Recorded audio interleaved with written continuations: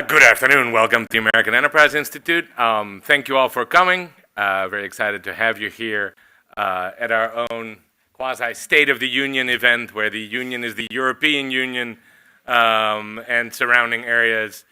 The topic for today is European challenges, economic challenges in the era of Trump. You know, we add in the era of Trump to every event title now to attract more people to the event. It works reasonably well.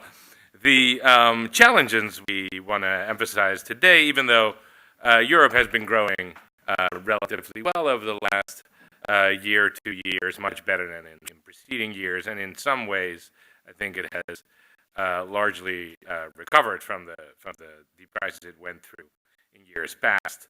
It has certainly not fully recovered, and some of the recovery that it has undergone, I think, will face a number of threats over the coming period, and that's going to be our focus today. So, as I said, we've seen better growth. We've seen elections last year go in directions that I think a lot of outside observers had hoped for. No Prime Minister Wilders in the Netherlands, no President Le Pen in France. You know, those things could have worked out a little worse. But in the coming year, we'll see other elections, especially in Italy, which we will discuss at some length. And of course, some of the current incumbent leaders, especially in the eastern half of the Union, come with their own challenges and have been pursuing a more populist, perhaps even more authoritarian agenda than many of us would like to see. So that's challenge one, the politics of various member states and how those interact. Challenge two is that presumably in the foreseeable future, the European Central Bank will start tapering. The head of the Dutch Central Bank, Klaas Knot, a couple of days ago suggested that the ECB should stop its QE program in September. We will see how that goes, but that would certainly be a change in monetary policy stance compared to last year. And then lastly, the euro has strengthened quite a bit recently, perhaps in part because the new American administration apparently no longer sees a strong dollar as a policy goal. We'll touch upon that too. With our panel of experts that you see here, my colleague Des Lagman, we have Alessandro Leopold and Mahmoud Paradan of the IMF, and we're going to start with Athanasios Orphanides of the Massachusetts Institute of Technology. You're going to be our first speaker. Mahmoud is going first? We moved it around? Okay, Mahmoud is going first. Excellent. So everyone is sitting in the right order. See, my one task. And I managed to mess it up. There we go. Thank you. Thanks very much, and thank you for coming. It's a pleasure to be here. As I was saying to Desmond's invited me quite a few times, but I haven't always been in town. So this is good fortune for both of us. I will make some brief remarks about how we in the IMF are currently assessing the Euro area. I lead the work on the Euro area at the IMF, and I've been doing this for the last 6 years. So this is when I look back at the last 6 years, a little bit more than 6 years, through lots of turbulence, crises, lots of changes in Europe, I think this is the best I've seen it. But I will have a lot to say on some of the issues going forward, which are still significant challenges. But let me just start with some good news. I mean, today, the 2017 growth number was finalized by Eurostat, and this is a 10-year high at 2.5% annual growth for the euro area. So that's a very, very strong sort of economic performance. Now, a lot of it is cyclical. We at the IMF always thought that the policy effort in Europe, particularly the ECB, but also after an initial period where countries with high debt levels had to adjust and in some cases quite sharply adjust. Fiscal policy has been broadly supported over the last few years. We can have some discussions about some country differences, but broadly speaking, at the euro area level. But monetary policy has been very, very instrumental in supporting this recovery. And I think what we see over the last 2-3 years is this growth has a very strong contribution from domestic demand, which is encouraging. We see that as more resilient. There is a little bit in the last 2 quarters where net exports are also helping, but in terms of the pace, the characteristics of this recovery. I will also point to what we've seen now is 18 consecutive quarters of positive growth in the euro area. All countries except one are growing above potential. And that one is not a problem because it's the highest growing economy. I'll leave you to guess what that is, but which economy that is. So it's very broad-based. Since the inception of the euro, going back 1998, what we see right now is the lowest dispersion of growth among euro area members. Okay, I'll have a little bit more to say on that in a minute. Europe has also has some legacy issues which I'm happy to report. In 2017 we've seen substantial progress in reducing NPLs, non-performing loans, weak assets of banks. That's been a kind of perpetual problem for quite a while. It is a problem that has held back credit growth. A lot of banks that have high non-performing assets are those banks which have not been able to extend credit. That's gradually being addressed. There are a lot of issues around that. In the meantime, Europe has built a banking union, not complete yet, and I'll come back to that. While I'm still on growth, let me talk about another dimension. I'm going to come back to monetary policy in a minute. Let me talk about another dimension, which is some of you may have seen some work that the IMF has been doing, which was reported last Friday in the FT, the Martin Sandbu series. This is a paper we've just issued, which is looking at a much longer period, going back to 1990, and looking at how these European economies are converging in terms of per capita income growth. Okay? Ultimately, that's a very fundamental question about sustaining a currency union and cohesion, support for a currency union belonging to this type of arrangement. So what we observe is quite startling.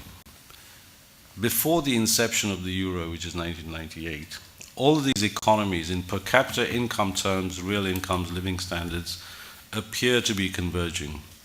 Convergence basically stops once the euro is adopted. Okay? Stalls. Okay? In 2008, at the height of the kind of global financial crisis, which also very quickly affected Europe, we see divergence. Okay?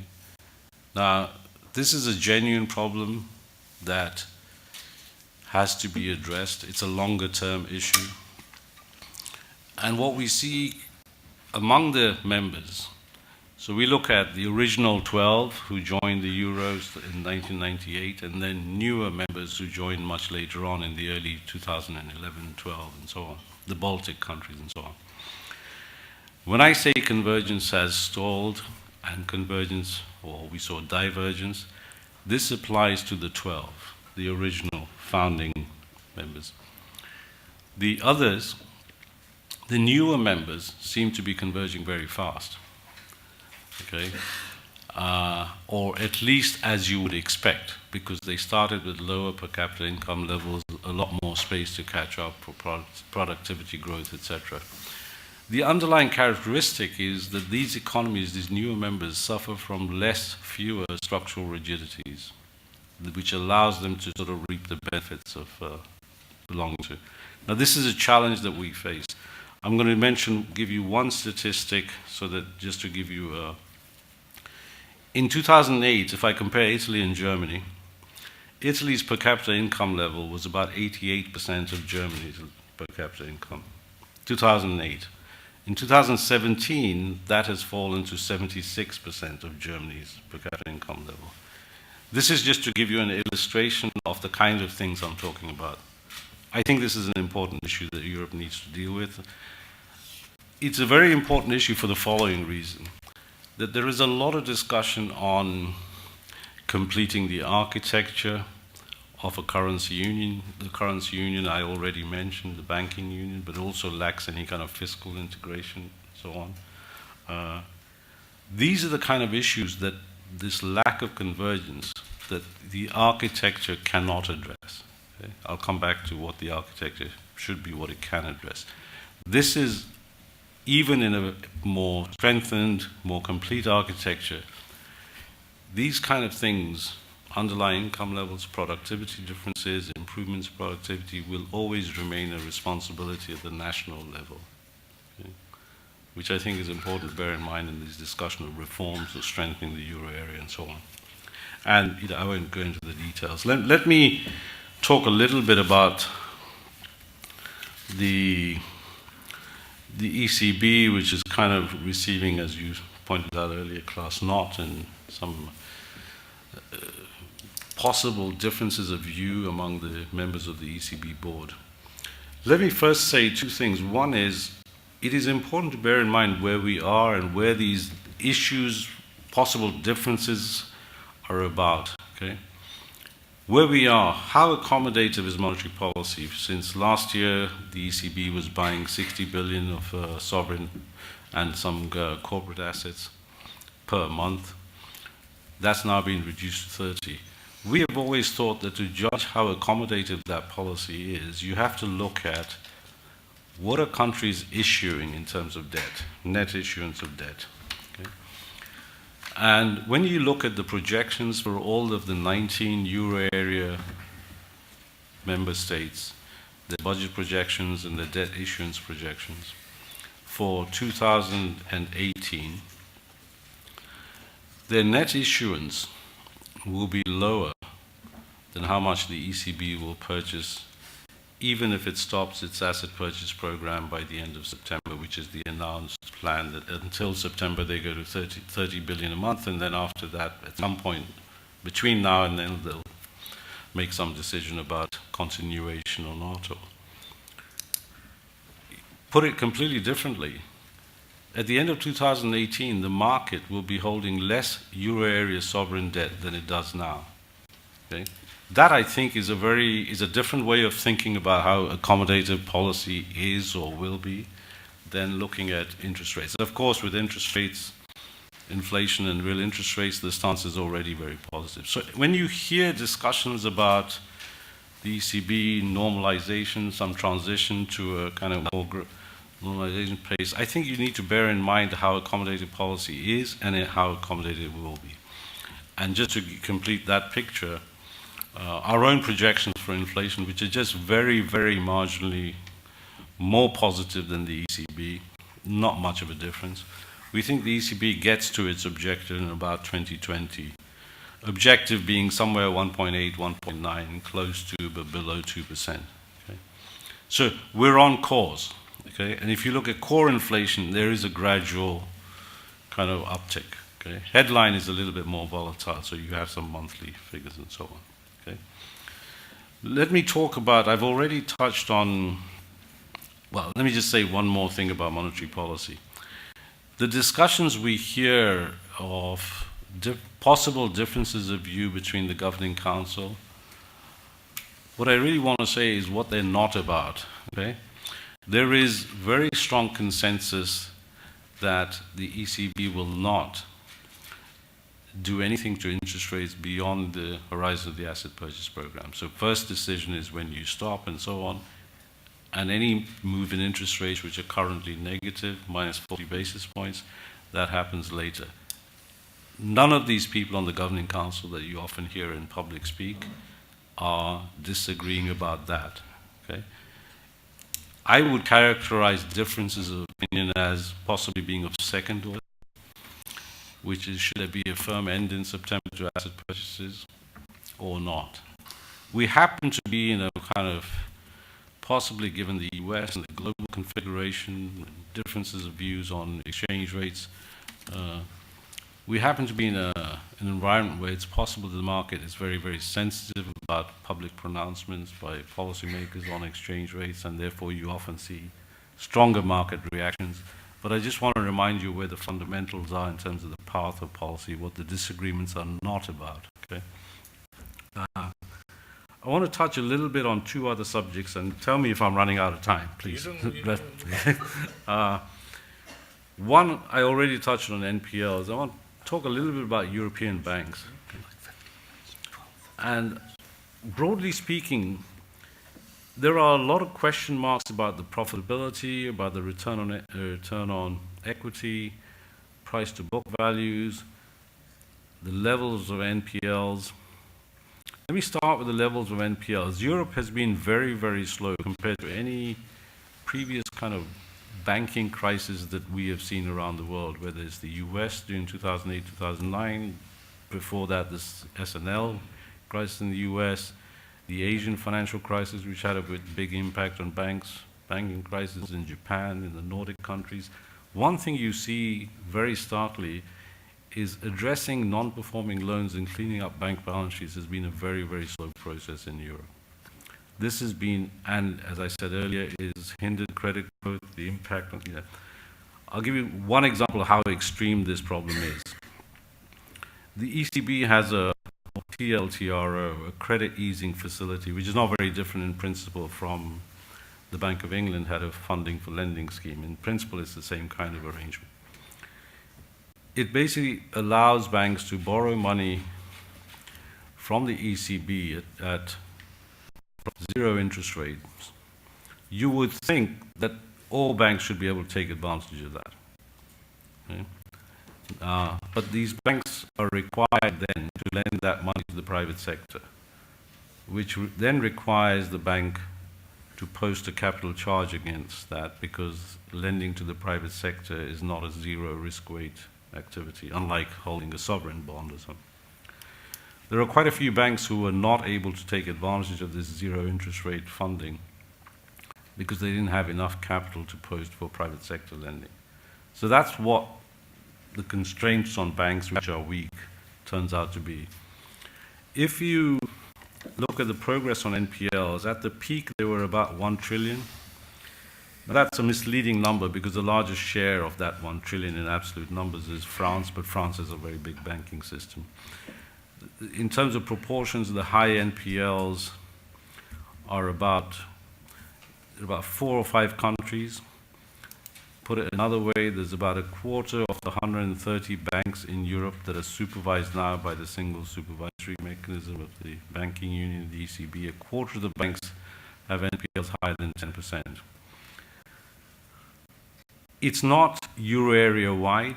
It affects a few countries, and it's a problem that is being addressed very slowly, but it is being addressed. One issue, we're now, from 100, we're now down to about 900. So 2017 was the year we saw the biggest progress in NPLs. And the fundamental issue in our view is the inability of banks to, I hope you're not timing me as well. The fundamental issue of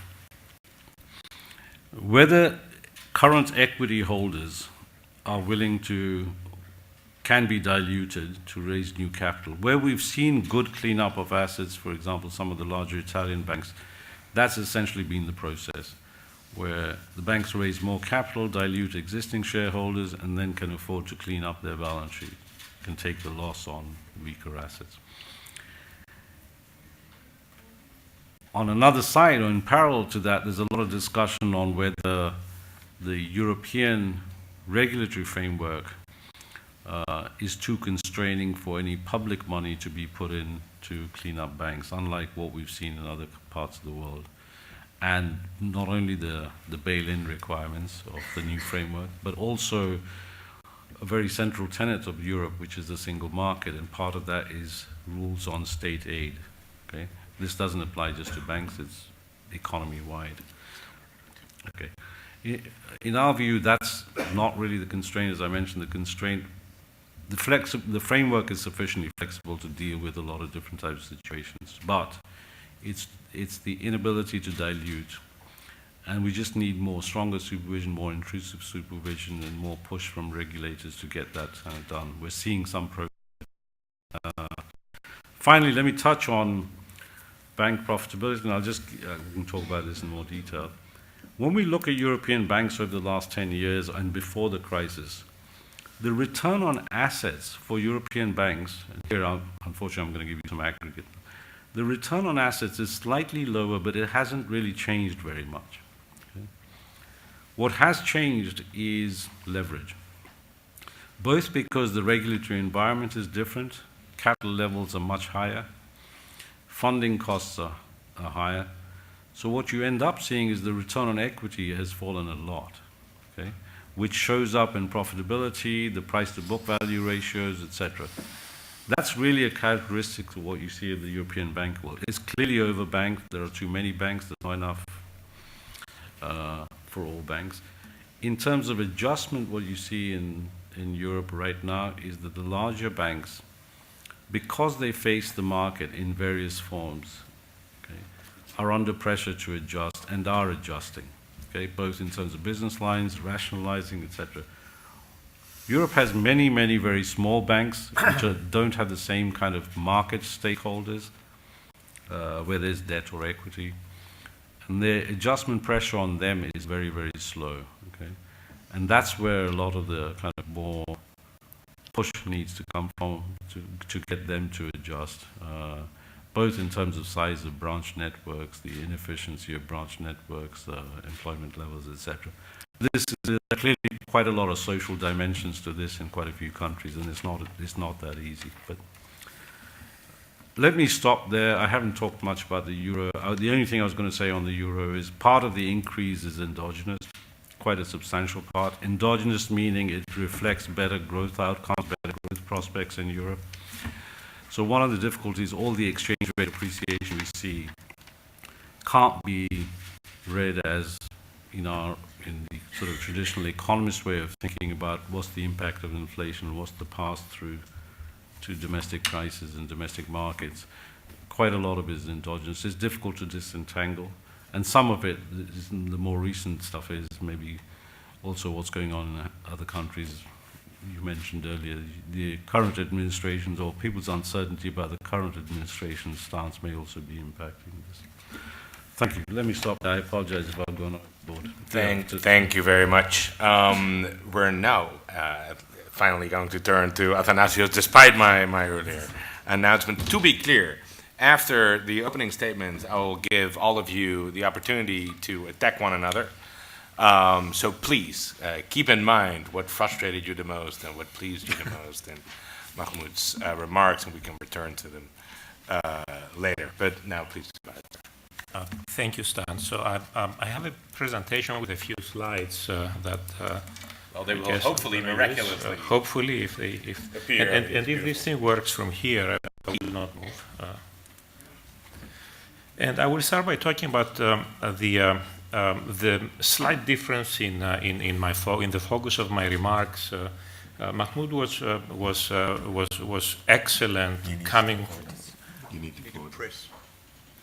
Please. Okay. Mahmoud was excellent coming from the IMF, describing the technocratic economic angle. So I thought I would put the word politics in my subtitle to be provocative. And then the other thing I thought I would do, pondering over how to address Desmond's questions, and I thought, okay, now this is material worth 3 hours. What can I extract from this and discuss in 15 minutes? North, South, West, East, Euro, Brexit, everything else. So I thought I would summarize this by trying to describe the commonalities of Europe's multiple crises. I will mention 3, and I will try to highlight some of the interrelations that I believe are there that are useful for us to understand. Well, let me put it mildly, if Europe has any future. I'll just put it mildly like that. The first is the Euro crisis, I will spend most of my time on. The second is the migration crisis, which I will start with in order to make a linkage to the Euro crisis. And the third is Brexit, that I want to actually leave there because it's still ongoing, and I think we should discuss more, and I will not spend a whole lot of time. As a way of introduction, I should point out that I feel terrible about what's happening in Europe because I'm European, but I'm one of those Europeans who has lived most of my life in the United States. So, and actually most of my career I was at the Federal Reserve. So I feel like, yeah, I've seen an economic and monetary union that works. What is going on in Europe? And what is going on that's so terrible that the whole European project may collapse as a result of what we've seen in the last 10 years. But I'm going to start with this one. So Desmond was asking in his questions to discuss the disparity between northern and southern European performance. And I thought I'll start with these two pictures. So is this northern or southern? I'd like you to guess if this is north or south as an issue. It's actually two different places. Yeah, it's the same road, kind of. The one on the left is Hungary. The one on the right is France. The one on the left is the result of the leader of one European member state inviting refugees to come to Europe, and then deciding later on that this was highly unpopular in that particular member state, which resulted in internal borders being created throughout Europe.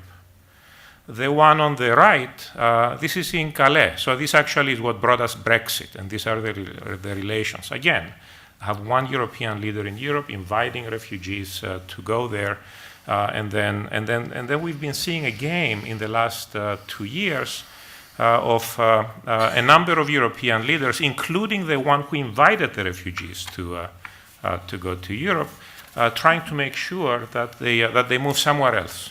So, Greece is pretty much like a concentration camp of refugees these days as a result of agreements that were designed 2 years ago. Why do I mention this, and what's the relation? Here we have a truly European problem. Like if I'm thinking about the United States, migration is an American problem, and the country needs to deal with it. But what we see in this example is a situation of a European problem in which there is no European discussion, there is no European solution, and what we have seen, which is demonstrated in this and many other pictures, is the infighting that goes on among the member states about pushing whatever problem showed up in Europe somewhere else. And rather than seeing European governments and European institutions try to come up with a good solution that would be based on European humanitarian principles and would minimize the difficulties for Europe as a whole, rather we see this disintegration just shifting losses to other member states. And this is the commonality that I want to discuss most of my remaining time regarding the euro crisis. So here's a picture of the euro crisis. You're going to see some graphs that will bring in picture some of the numbers that Mahmoud was talking about. I thought it would be useful to actually compare real per capita and GDP for the euro area with that of the United States and Japan. I put Japan there because everybody knows that Japan has experienced a couple of lost decades, right? Well, actually, the euro area has been doing far, far worse since the global financial crisis. And it's important to have this sink in and then understand where this is coming from, that the Japanese economy is doing so much better than the euro area economy overall. And in one slide, I want to summarize what I think the political problem that is in the background, and that is making any economic progress in Europe so difficult. The problem is that with the adoption of the common currency, governments gave up crisis management tools. They can still call the IMF and hope that some of the IMF is going to help them. But as a matter of fact, the euro area is so dysfunctional that if a euro area government calls the IMF, then the IMF has agreed to check with every other euro area government, and if and only if every other euro area government agrees with helping a particular country, the IMF will go and help. It's actually much worse having any minor problem being inside the euro area than outside, if you think about it in those terms. What does this mean?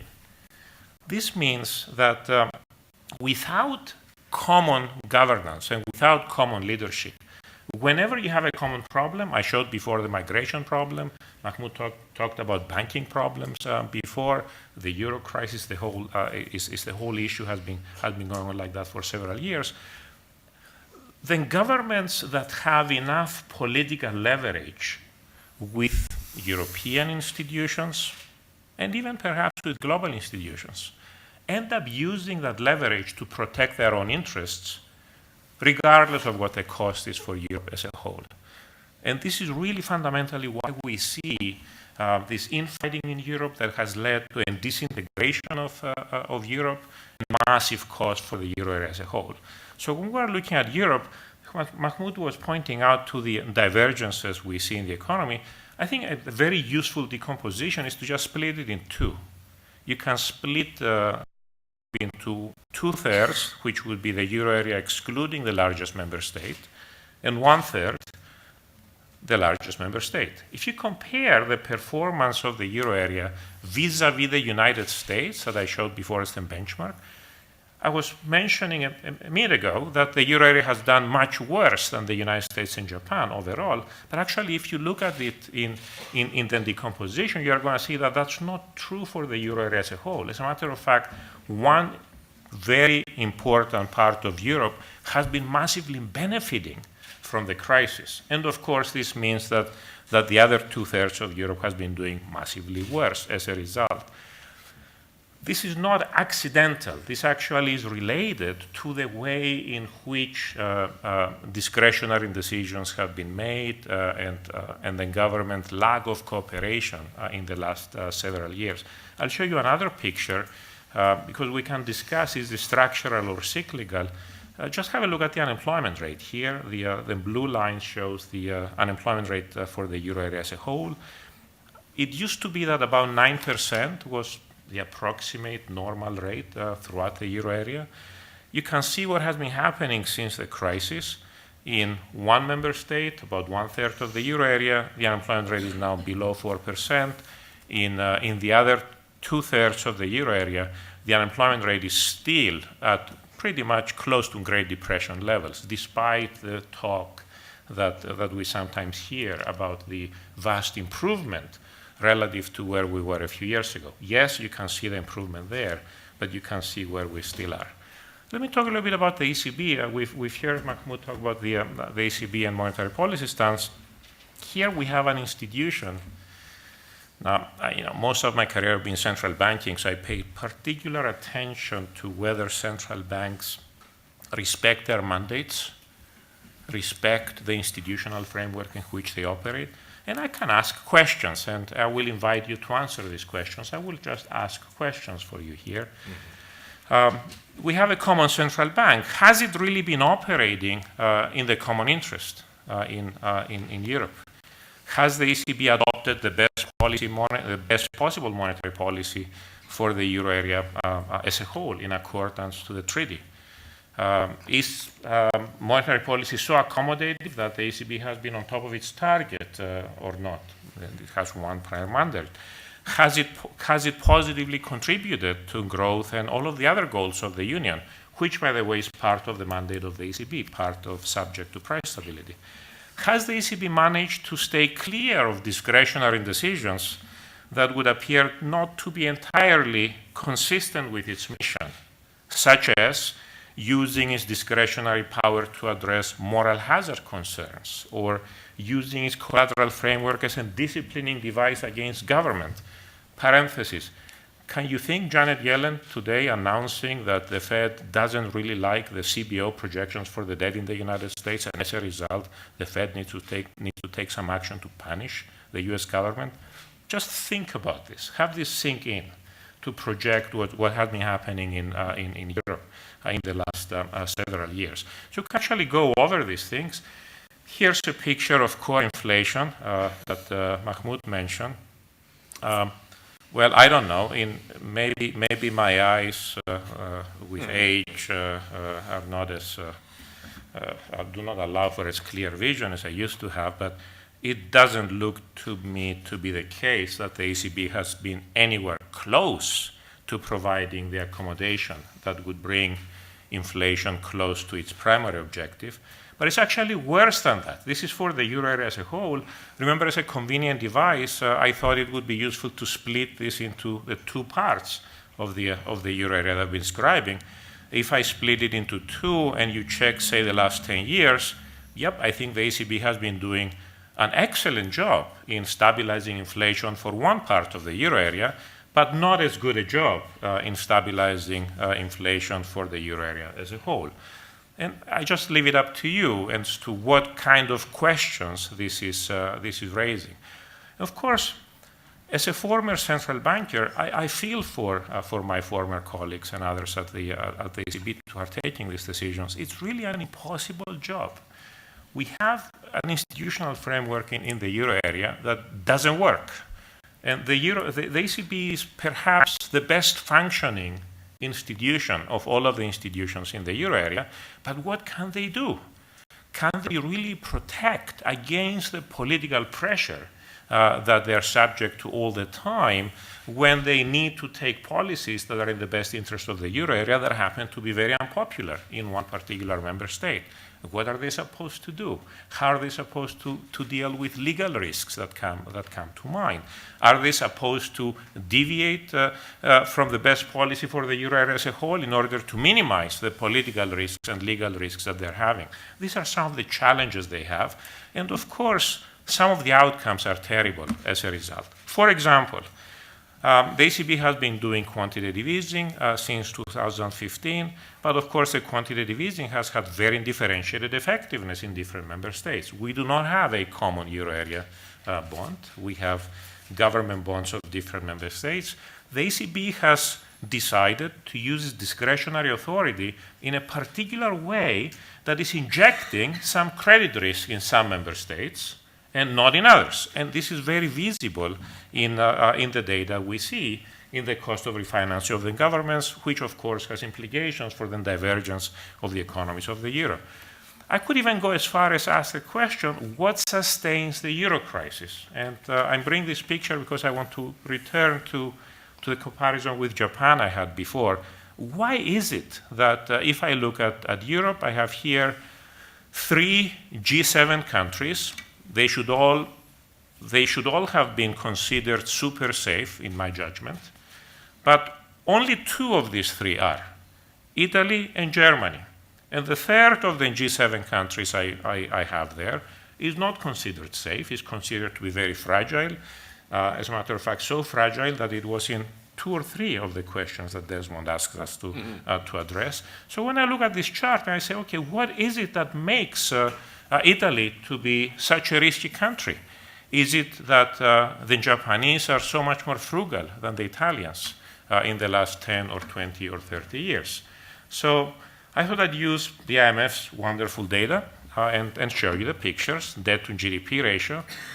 Who has the most explosive debt ratio? And the answer is not Italy. Who has the most explosive primary deficit? And the answer is not Italy. What's going on? Well, this is really the result of discretionary decisions that are being taken in the implementation of monetary policy that have resulted in a fiscal transfer that we've seen in the last several years. What I do here is I give you a comparison between a proxy for what the safe interest rate would be at the 2-year maturity and the 10-year maturity. This is the so-called OIS, overnight index swap rate. And the same maturity yields for the Italian and the German government. And I want you to focus on the left side.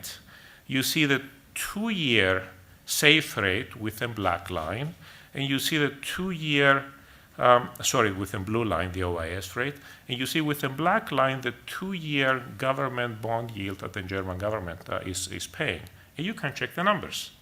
You're going to see here that because of the implementation framework that the ECB has decided to adopt in the past several years, the German government is actually enjoying an 80 basis point subsidy in its issuance of government debt relative to what would have been the the safe rate proxy. And of course, someone has to be on the other side. Well, you know who is going to be on the other side.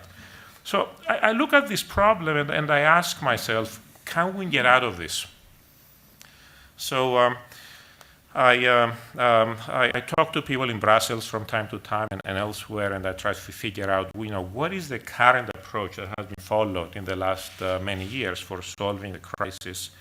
In 2012, the solution was described as a genuine economic and monetary union. In 2015, it was described as a deep, genuine, and fair economic and monetary union. Many proclamations, nothing really is happening, lots of wishful thinking by the elites in Europe. I fully expect something with even more words and color sometime later this year. But I ask myself, should we expect Europe to grow out of the current dysfunction when, number one, the status quo and crucial decisions taken by some institutions benefit one or maybe a couple influential member states, and number two, when any progress requires unanimous agreement among the member states? Frankly, I find it very difficult to be optimistic about Europe if this is the current configuration, unless perhaps if these guys here in Washington and other global institutions can go and speak some sense to these guys in Europe. Thank you. Thank you very much. And I think we can deal with Alessandro. Thank you. Alessandro Leipold, for those who don't know me, I've had a pretty long career at the IMF on the staff, and retired about 9 years ago as acting director of the European Department, just in time. And was ever called back a couple of months ago, and I'm now the executive director for Italy and other countries at the IMF Executive Board. So Desmond kindly circulated a number of questions that could guide our opening remarks, and my choice among the questions was quite easy because, as Athanasios said, a couple of them explicitly mentioned Italy, and so given my current assignments, it's only natural that I should take them up. The first one is, both of them are pretty much as you'd expect. The first one is all about political risk. That's what everybody tends to talk about and ask me about, and given the uncertain outcome of the March elections, and in the setting of long-standing vulnerabilities and fears of spillovers to the Eurozone economy. The second one is the one that's been touched upon by both of the previous speakers, is about the north-south disparity in Europe's economic performance, with Italy sort of still lagging, remaining well below its pre-2008 peak. I'll actually, sort of stray away from what is customary for me to talk about, because I'm really not paid and not even expected to talk about politics. But I think I should, because the extent to which there really is a political risk in Italy, I think, is it sets the stage for the rest of the discussion. Because if these risks were indeed to materialize, the spillovers to the rest of Europe and the Eurozone, etc., could be such as to affect not only the economic recovery, but indeed the European project itself as we go forward. And you'll have seen our favorite doomsayer of all, Wolfgang Munchau, just 2 days ago, saying about Italy, title of the headline of his piece, Italy's political threat to the EU. And actually today, the good news on fourth quarter growth that Mahmoud was mentioning was ended in one analyst's discussion of that good news, saying the ending was, will Italy ruin the party? So that's the general tone and expectations. My intent is really not to deny the risks. There definitely are risks out there, much less to be an apologist for Italy, but just perhaps to nuance a little bit what the prevailing perceptions in the international opinion might be. So how severe is this political risk? My bottom line, as I said, I have no comparative advantage in this, but my bottom line is that while there undoubtedly is a lot of political uncertainty the degree of risk as such, I think, is overstated. I think we need to try to begin by clarifying a complex picture that's at times difficult to understand even for Italian natives, never mind for an international audience. The new electoral law is bafflingly complicated. I won't even try to explain it here. Just suffice it to say that 2/3 of the seats are, it's a mixture of first past the post. 2/3 of the seats are assigned on a first past the post basis, and the remainder, 1/3, is assigned on the basis of proportional representation. And then that makes projecting seats very difficult because, you know, when you have voters' intentions expressed as a percentage of the total electorate, but then you have it all broken up in first past the post situations, it's really difficult. But let me just start by saying, these are still yours, Athanasios. Are mine coming up next? I guess. You're going the wrong way. I'm going the wrong way. Correct. Sorry. I had this upside down. There we are. Okay.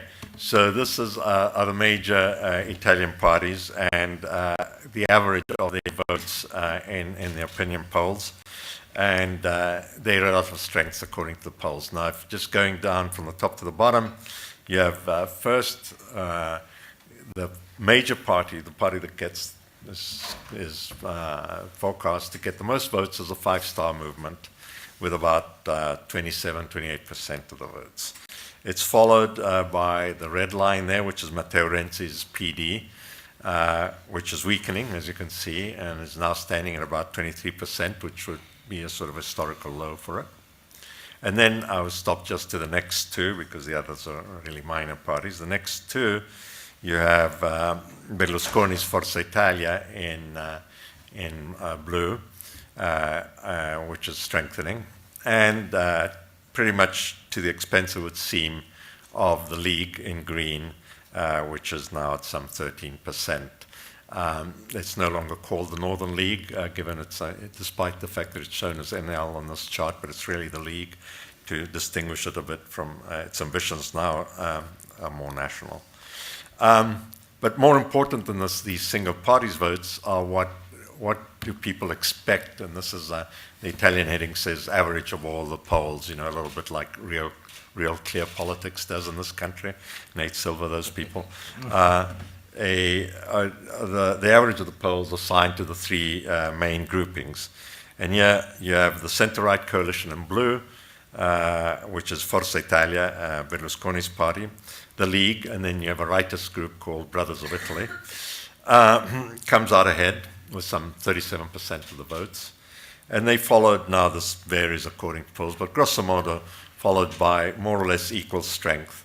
The Five Star Movement, which is running on its own, it's not in a coalition, and says it will not coalesce with anybody afterwards, but that remains to be seen. And then you have Renzi's, what is called their centro-sinistra, center-left, which is Renzi's Partito Democratico, PD, plus some smaller centrist and progressive parties. I'll just add there, for curiosity's value, that among these is also a small party that is getting quite a bit of attention. It's called is Emma Bonino, who is actually very ill with cancer, but she's leading that party, and it's called Plus Europe. It's, which translated in Italian actually reads it like Più Europa, which means more Europe. So that's an unusual, if you want, political movement in today's landscape. But so how does this all translate into possible seats in government? Now that's possible seats in parliament. This is the House of, this would be in the House. This is really very, very much a best guess, but not mine, but by somebody, it's a group called Italpol Monitor, and Lorenzo Corogno sort of is an analyst that tries to put these together. The majority, as you can see, required is 316 votes, and it indicates that no single grouping, as everybody says, everybody's anticipating a hung parliament, that no single grouping, much less single party, would be able to govern alone. And that the two apparently viable solutions are the ones in green on top that are really broader or narrower versions of a center-left, center-right coalition, a sort of grand coalition. of which the really broad one, which is quite unlikely because Berlusconi's group is really a very motley crew, and they may not hang together after the elections, but would have a lot of would have close to 70% of the seats in Parliament if these projections are right. The narrower Grand Coalition, which would drop the League, may have more chances and be more cohesive. It would have about 53% of the seats in Parliament, which is not very dissimilar from Germany's Grand Coalition.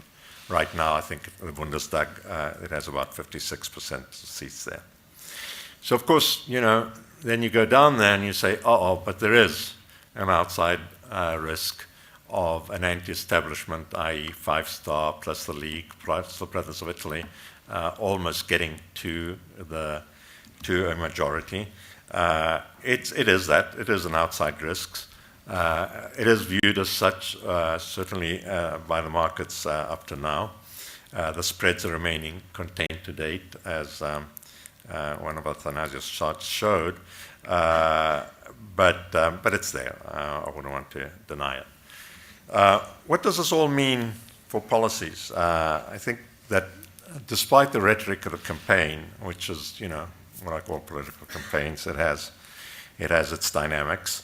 After the election, it is quite probable that within at least one of the two, or certainly the narrower Grand Coalition configuration, is likely to revert to a status quo continuation of current policies, with their shortcomings undoubtedly, but also with a lot of common sense embodied in them. It's noteworthy that no party at the moment actually advocates euro withdrawal. The idea of euro withdrawal has become distinctly unpopular, for which I think we can thank Brexit. And the five-star movement itself has virtually withdrawn its request for a referendum on the subject, which in any case is actually illegally impossible in Italy. You can't have a referendum on a matter of that nature. But anyway, so at this stage, the outcome could well be that of a Grand Coalition government, possibly even led by the present Prime Minister, Gentiloni, who actually is the most popular in approval ratings among current politicians. And sort of interestingly also, Minister Padoan has sort of stepped down from his pedestal as a technician and is running himself in the PD lists as a candidate.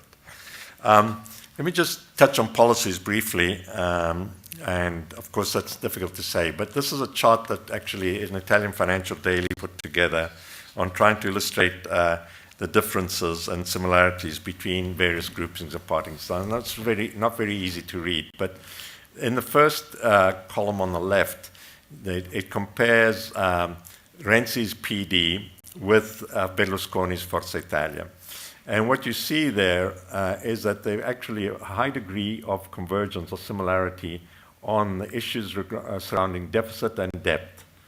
A lot less, no similarities at all on immigration and security. On the other hand, if Berlusconi and the Lega, the League, who are allied at the moment in a coalition, do see eye to eye on immigration and security, but not at all, for example, on pensions, and neither, for that matter, on the deficit and the debt.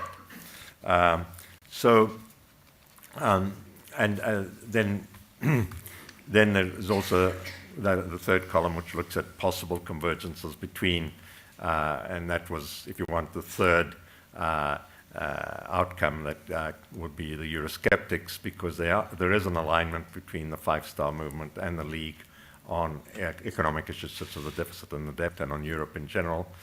Those are related, of course, and so that's a possibility. I'll disregard the last one. So this chart, I think, sort of tends to show is that I mean, if you think of the rules governing the euro area, the Berlusconi's party has actually come out, said it's a stupid rule, but it's 3% and it has to be observed. It has come out for maintaining the pension reform, whereas the League, that is supposedly allied with it, thinks that 3% should be breached and that the pension reform should be, in fact, abrogated.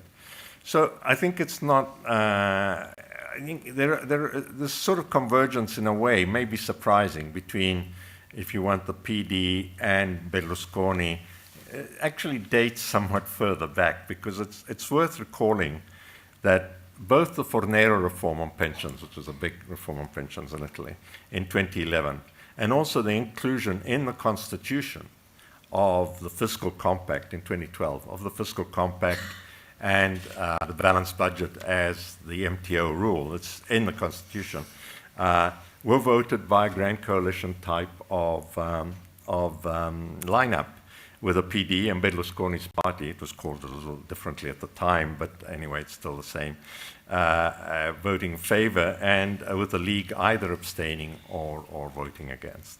So I think it's not unreasonable to assume that there will be no major rupture from current economic policies despite the political realignment. And so the situation is not optimal, of course. There is risk out there, but I don't think it's pronounced as it tends to be portrayed, and I hope the statement will not turn out to be a hostage to fortune, in which case I certainly will be changing jobs at the end of my term. But that's not the reason. I don't mind. I'm old enough to do that. And I'll take up the issue of growth and growth divergences perhaps in the course of the discussion. Thanks a lot. Excellent, thank you. Desmond, I'm sure that you will tell us that there is not a single problem left in the Eurozone. Well, I guess at this stage a lot has been said. Much of it. I'm going to skip forward because I have others. You can skip forward. I'll skip forward. There you go. I don't know where yours are. Okay, there we go. Much has been said at this stage, but I would take a very much less upbeat view on Europe's prospects. And what I should say really at the start is that I'm going to be talking about Europe, its own problems, rather than putting Europe into a broader context, where I have very big concerns that the global economy itself is in a bubble. That bubble is going to be bursting at some stage. The fallout on Europe will be pretty harsh, but I'm not going to be looking at that aspect. That aspect we'll be looking at a seminar here at AI on February the 14th, where we've got a seminar with the title of something, The Global Economy Is This Time Different? So we'll be addressing it there. What I want to do is indicate the reasons for my pessimism in three parts. The first, I'd like to just talk a little bit about the European recovery that is taking place right now, just to raise some kind of doubts about how strong that recovery is. The second, I want to talk about, what I call about a basic flaw in the structure of Europe that, in my view, really condemns it to coming apart. It's just a question of how long is this going to take, what is the timing. And the third, I'm just going to talk some reasons why one would have concern within 2018. So let me just start with the recovery. Certainly Europe has got a pretty good recovery going on now, as Mahmoud said, best growth that we've got in 10 years, that a lot of the countries are converging in terms of their growth performance. But I think that it's more important, as Athanasius indicated, to look at it in terms of levels, what has happened. This chart just really repeats what Athanasius said before, that the European performance, we really do have a lost decade. This is a lot worse than what's happening, for instance, with Japan or the United States. So you've got a lot of divergence. So the fact that you've got a recovery now is welcome, but it really doesn't allow us to overlook the last 7 years that preceded that. In terms of how strong the recovery is, I would say that it's a pity Europe shouldn't have had a recovery right now, that what we've got is the ECB has been a lot more aggressive, since 2015 than the Federal Reserve was, for instance. So if you just look at the amount of bond purchases, buying 60 billion euros of bonds each month, the size of their balance sheet has increased to something like 40% of GDP. So this is a massive boost that they got. So what the European economy really benefited from in the post-2015 period is extraordinarily low interest rates, a weak euro, and they had low oil prices. If you didn't get a recovery from all of that, there was really something wrong. But what it means is that situation is unlikely to last for very long. We've already seen something like a 15% appreciation of the euro. The Federal Reserve's now moving toward higher interest rates, and oil prices are up. So I'm not sure how durable this recovery is going to be. The main point that I'd like to make, though, is in terms of why the euro crisis cannot possibly be considered over in terms of how the euro is put together. And the fundamental flaw that I would say, there are many flaws. There are many flaws in terms of the architecture. You don't have the banking union, you don't have the fiscal union, but there's a basic flaw, the original sin, if you like, is that what the Europeans did is they put together two countries that have got very different productivity performances, and it's very unlikely that that productivity performance divergence is going to change given what's going on politically. So what I'm referring to is the one country is Germany, where productivity increases year by year, and the other country is Italy, where you don't get much of an increase in productivity. So it's not simply Italy. I've singled Italy out because Italy, being the third largest country, is really of significance, but it would be true of other countries in Southern Europe. The chart that I've put up here just shows, whatever period you choose, that the high productivity countries in North Europe, year in, year out, they have better productivity performance than the low countries. This makes little sense to lock these countries into a currency union where they can't appreciate their currency to regain competitiveness. So the next chart that I put up, just shows the divergent productivity performance between different countries, but the one I want you to focus on is the green line is Italy, and the blue line is Germany.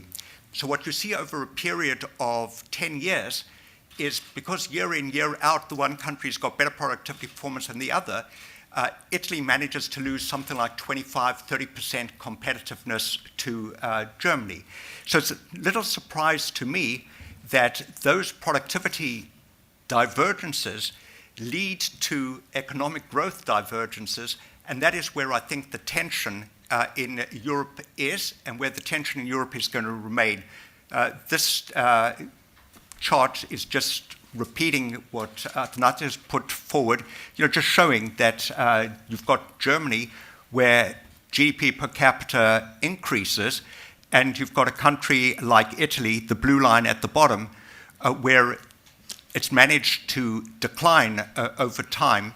So you've got something like a 15-20% difference, and I don't think that that is politically sustainable. I think at some point you've got to get the euro to break apart. The same, of course, if you've got different growth performances, you're going to have different unemployment performances, and that gives rise to political problems. What I'm also concerned about is that despite the fact that you've had a recovery now for a while, what we've got is real vulnerabilities remaining in Europe. So when we have the next downturn, as we certainly will have, those vulnerabilities are already going to be exposed. And what I'm referring to, of course, is the fact that debt levels remain very high. Public debt levels, take Greece, Portugal, Italy, Cyprus, all of those countries have got very high debt levels. They don't have very much in the way of growth. Difficult to see how that comes down. And if you just look at Italy, This is a chart that goes over something like 100 years. We've never been at these kind of debt levels before. Debt keeps increasing. Italy's problem is compounded, that you've got both a debt problem and a banking sector problem, which makes me very uneasy in a country that doesn't grow and that now is going to have a period of political uncertainty where it's very unlikely that you're going to have reforms being put in place that is going to get that country to grow. So the last point is, I would just say the reasons that where I've got concerns in 2018 is the first is that Italy's recovery is going to be tested now. Shall I say the European recovery is going to be tested by the fact that the dollar is appreciating, oil prices have gone up, interest rates globally are beginning to rise. We've got the problem in Italy that's going to be pretty crucial March the 4th. And this, I would just add, is not simply a European problem. This is a global problem. We're talking about the world's third largest government bond market. There's something like $2.5 trillion of debt outstanding. If something goes wrong in Italy, that is not a local event. That's a global event.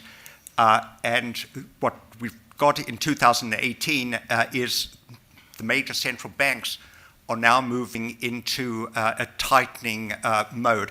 I would just mention the reason that I think that this is really very important in terms of the United States is that the Federal Reserve, in my view, is way behind the curve right now in that you've got many factors pushing the United States economy, which is already at close to full employment. It's had a 25% increase in equity prices.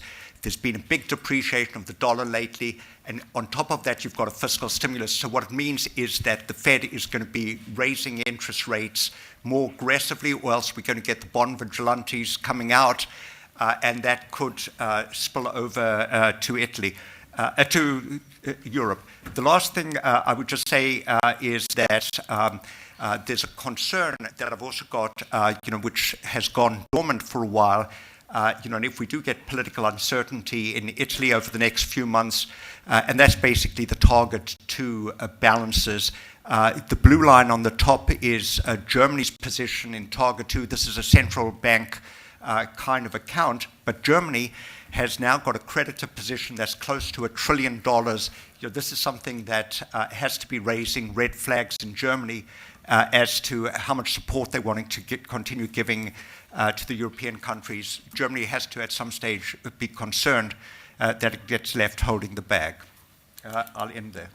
Excellent. Thank you very much, Desmond. I want to now give all of our esteemed panelists the opportunity to respond to one another. But the two questions I will ask after this round of interventions are going to be about the exchange rate dynamics that Des just mentioned and about the architecture of the union. So if there are things you want to say about those two topics, then I would save them and I would use the time you're getting now to deliver other some remarks. But let's start with Okay, thank you. I find I actually agree with a lot of the other speakers, so I'm not going to raise that. A couple of minor points I'll just point out. Both Athanasius and Desmond showed us charts about the relative performance of the euro area recovery relative to the US, Japan, etc. The one thing, and I think it's in the chart that Athanasius showed us, is that 2 points. One is that the euro area did suffer from a double-dip recession, not Germany, but the rest of it did, and your charts show it, which basically means that its recovery is lagging. We can quite easily agree that, policy may have responded a little bit later than we would have liked in terms of in the face of a downturn, the ECB, etc. But I fully support what Desmond was saying. The policy has subsequently been very accommodative, very aggressive, and appropriately so. So it's not a kind of the. I'll come back to architecture, but I do want to raise questions myself to Athanasius' point that I'm not sure I understand his perspective of thinking on the ECB. On its 2%, close to 2% mandate, it doesn't strike me that that's very different. I know it's not a dual mandate like some other central banks, but in terms of the objective of what price stability, doesn't strike me as very different from what other major central banks have adopted. So I'm not sure I understand the objection about the mandate itself. Some of the operational aspects that Athanasio has referred to about is the ECB running policy for one country and not for the others, I would strongly disagree with that. Okay, if you see in the last 3 or 4 years, where have the objections to the ECB's accommodative policy in its various forms, where has it come from? I would argue that it's come very strongly from Germany, both to some extent from the official German sector, but more in the German public, for reasons that we understand. I don't think in terms of its collateral acceptance policy, whether it's haircuts on collateral, there's any difference that the ECB applies to different members. Okay?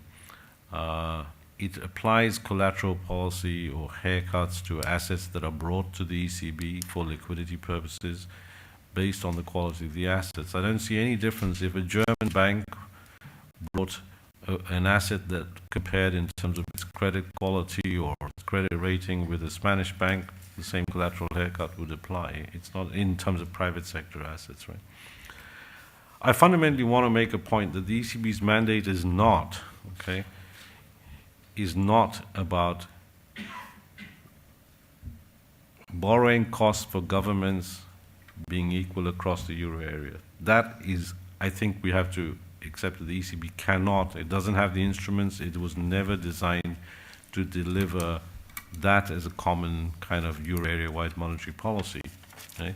The fact that spreads differ, I mean, yes, it is a feature of a monetary union where Italy doesn't have its own currency, and I understand Desmond's point, the structural flaw, we'll come back to that because of, but I don't, and finally, just on Desmond's points, I fully agree that these productivity differences between Germany and Italy, they're the starkest, there are some others, are important, and this is the question I was referring to in terms of convergence requiring reforms at the national level.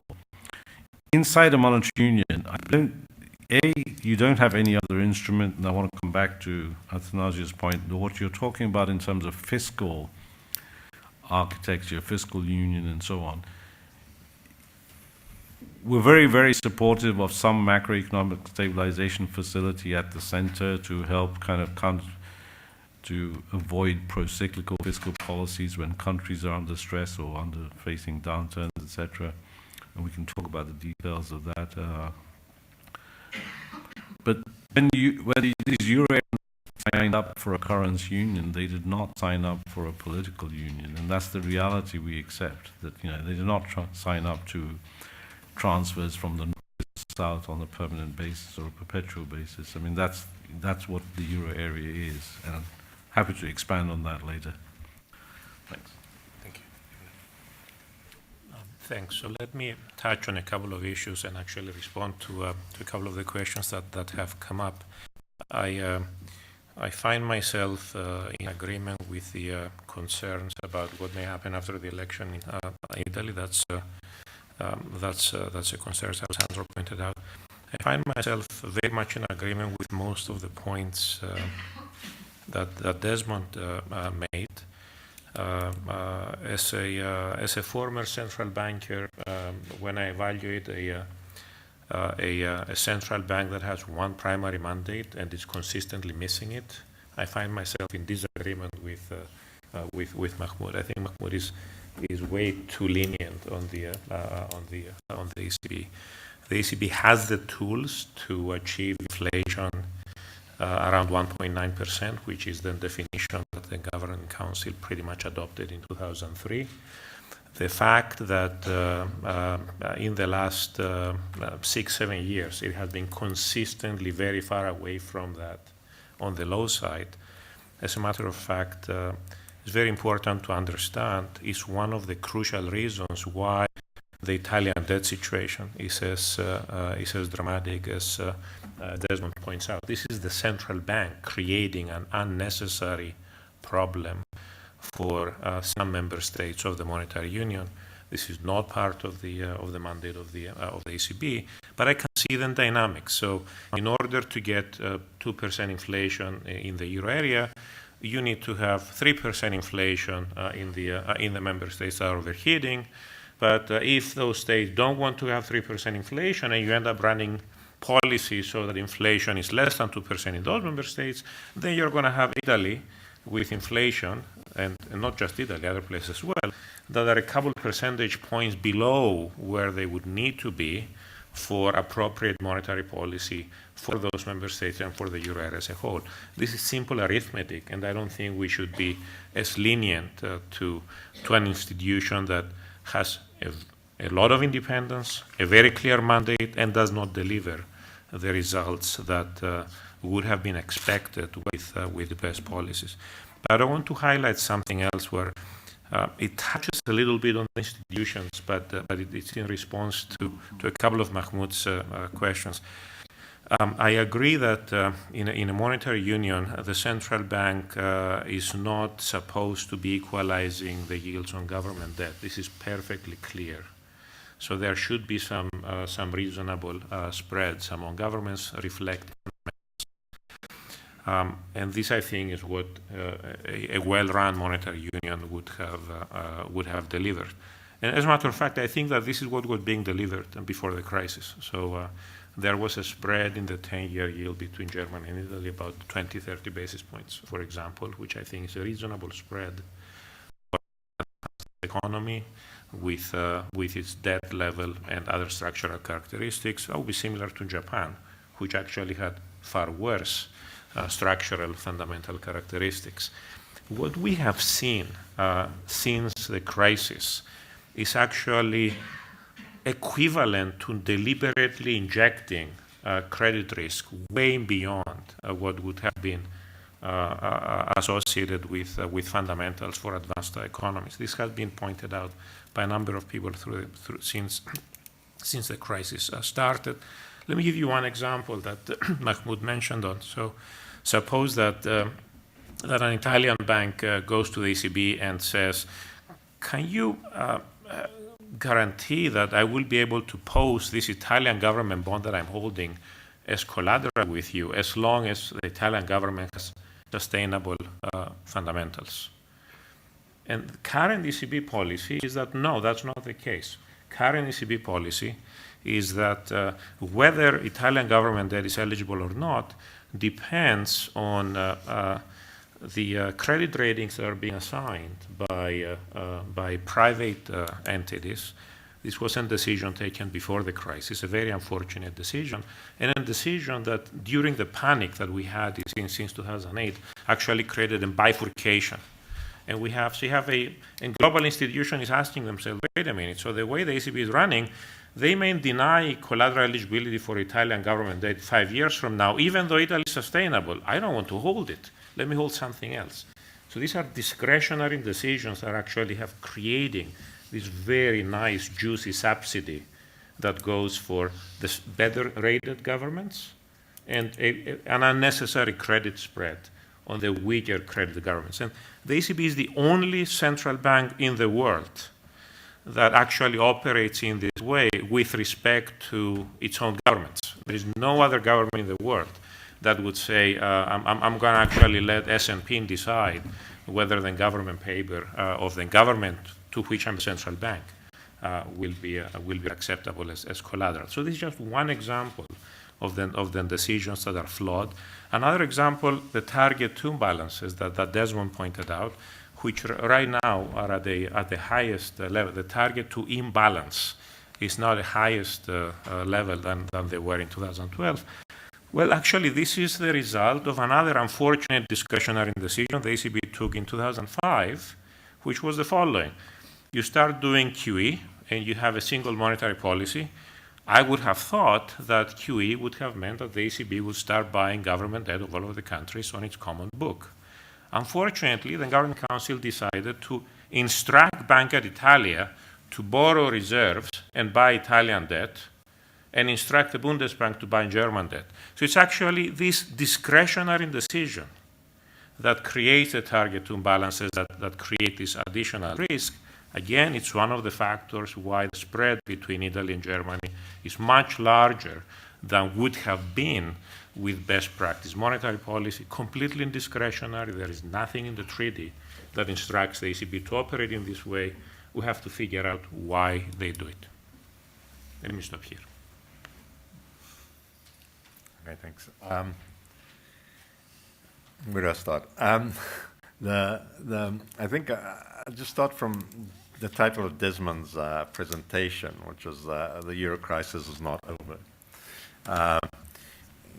The day Desmond is optimistic about something is I'll pinch myself, but I think the Euro crisis is over. The Euro crisis understood as the Euro crisis, what the words mean. That doesn't mean that the Euro area doesn't have, and the Euro design and the Euro architecture and all the rest of it, doesn't have a lot of things that still need to be addressed. But the crisis that began in 2010, I think, is truly over. Look at Ireland, look at Portugal, look at Cyprus, look even at Greece if you want. And sure, people are concerned about Italy. They've been concerned about Italy for how long? I don't know. A long, long time. So, you know, just saying that I do think that declarations that at some point the euro will break apart. I've heard many of those for many years, and the euro, not only is it not broken apart, but the project as such, with all the faults. I mean, I'm not about to deny any of the flaws, but you know, there's been progress. I mean, you have elements of a banking union. You have a lot of initiatives. I won't list them all here. I know, and it's easy. I think Athanasios and I engage in that myself sometimes to mock a little bit the language of these, you know, blueprints and a deep and genuine monetary union, etc. But that's the way Europe operates, and it's small steps forward, and there are things do progress. So I think on that I wouldn't be quite as dark and cataclysmic on the euro area's future and the present recovery. I think, in fact, I think there are grounds to think that, you know, the present recovery may have more structural elements to it than meets the eye. I mean, it's generally described at the fund as well, very often in terms of just saying this is a cyclical recovery. It may be so, but and it's very difficult to really disentangle what is structural and cyclical. But a point that we, in my chair and some others, made at the recent discussion of the World Economic Outlook at the board was that for the second time in a row, in fact, and I have a chart on that somewhere. Hang on, let me see if I find it again. These are yours, right? Yeah. Where would mine be? After yours, right? Right before this. Are these? Yeah, you're going. Keep going. I have to go backwards, right? Sorry. I'm sorry about this. No. Oh. Sorry. I think it's broken now. We'll never be able to see a slide again. Okay. Anyway, I have a chart that basically shows that the IMF's revisions to projected growth for the euro area have been revised upward for the sixth time in a row, the last time round, which does suggest that, you know, perhaps there is some underestimation of the eurozone's potential growth. They are likely too low. It's something that we've argued for a long time, and I think that's probably the case for Italy as well. Today's flash estimate, in fact, that of GDP growth in the fourth quarter puts the annual average for 2017 at 2.5%, which is itself marginally above what the WEA was forecasting for 2017 just a couple of weeks ago. So, as regards Italy in particular, and again, I don't want to, you know, certainly deny the problems. In fact, I shut if I find it. Okay, thank you. Yeah, okay, go beyond all the political ones. Okay. I had a chart very similar to the ones shown by others, showing, yes, that there is this large ULC gap in vis-a-vis the euro area of around 30% that was built up for a long time. And there's a legion of explanations of why this may be the case, you know, from inefficient administration to rigid labor markets to a lack of meritocracy in selecting managers in small enterprises, a cronyism, and a word that Luigi Zingales sort of came up with, familyism, but basically appointing your own family members to positions of management. All of these, but even so, I think it is encouraging that, you know, in the current pickup, the recovery of real exports in Italy has kept pace, or in fact, even done better than some European peers. Investment by non-financial corporations in machinery and equipment is actually stronger right now in Italy than in Germany. I think there has been a restructuring going on in the tissue of sort of Italian enterprises. And another one chart that I think is quite encouraging, this is the chart that shows the continual downward revisions in euro area growth forecasts from 1 year to, upward revisions, beg your pardon, in the year forecast from one round to another. The labor market, you know, which is, if you look at employment or the participation rate has been going up pretty steadily, and is now up at, what is it there, 66%. And that's for the economy as a whole, and underneath it, of course, is still a rather weak female participation rate. And just let me touch on the banking sector second, because again, this is not a chart that I came up with. The title of the chart is actually straight out of the ECB's Financial Stability Review.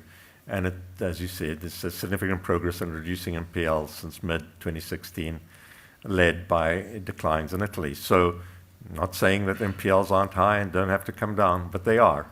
The movement's in the right direction, and they're coming. And one thing that I think is pretty interesting and has tended to be overlooked is the changes in financial behavior by households.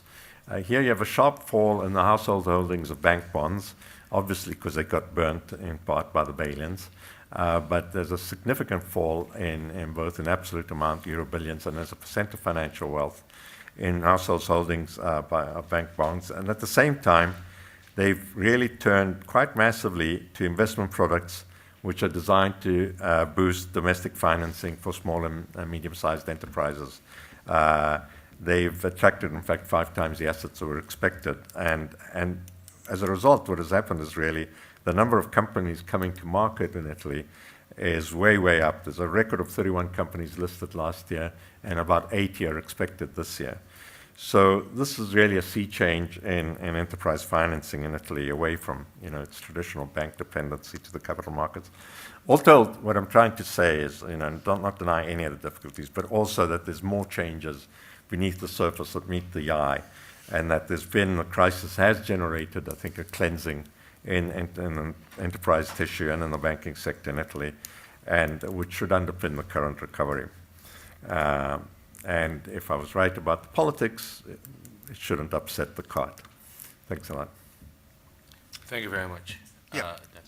I'll just make 2 points. The first is, you know, when talking about the European Central Bank, I think we've talked too much about the European Central Bank without talking about what countries were doing in terms of fiscal policy. So what's occurred in Europe is pretty much what's occurred in the United States, is too much of the burden of getting the recovery going was placed on the ECB. So the ECB was forced to follow what the Federal Reserve did and buy a huge amount of bonds, thereby distorting financial markets together with the Federal Reserve, together with the Bank of Japan, together with the Bank of England. So we've got a situation now where we've got a global equity bubble, where we've got a global bond bubble, where we've got mispricing of risk. What should have happened in Europe is that Germany had the room, and it should have been increasing the budget deficit, stimulating the economy on the fiscal side, so you would have taken off the burden from the ECB to have to go out and buy all of these bonds. So I think that there is a problem in Europe with a mix of policy in responding to the 2008 crisis, the same thing that we have in the United States, and that is what I think sets us up for the next recession. Just as to the question about the euro coming apart, I would just mention that the reason that the euro didn't come apart was precisely because of the ECB resorted to this extraordinary policy, first in saying that it would do whatever it took, then by pumping in all of this liquidity. That's a pretty artificial way to keep the show going. What I see right now is at the peak of the cycle, the vulnerabilities today are more than they were at the start of 2008, in the sense that, just to take Italy as an example, you've got a public debt that's a lot higher, you've got a banking sector that's got real problems, and then in Europe what you've got a very much weaker political setup than you had before, very much less support for Europe than you had before, a lot of polarization in the politics, that Italy is not alone in going to have difficulty putting coalitions together. You've just got to look at Germany, that there's a political dynamic going on. So I would just say to Alessandro, in terms of, does the euro survive, doesn't it survive? The proof of the pudding will be in what happens in the next global downturn. I don't see Europe as being in that great a position to weather that downturn. We're going to have the same kind of vulnerabilities as before.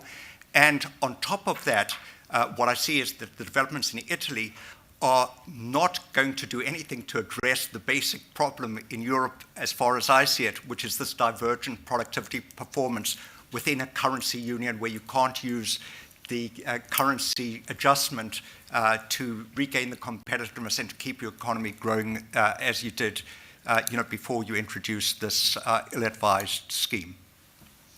Thank you very much. I want to use my position here as moderator to ask two questions before we turn to the room, and I'm going to ask them at the same time. Hopefully they'll make sure that both of them get answered before it is 3:41 p.m., which is when I will open it up to the audience.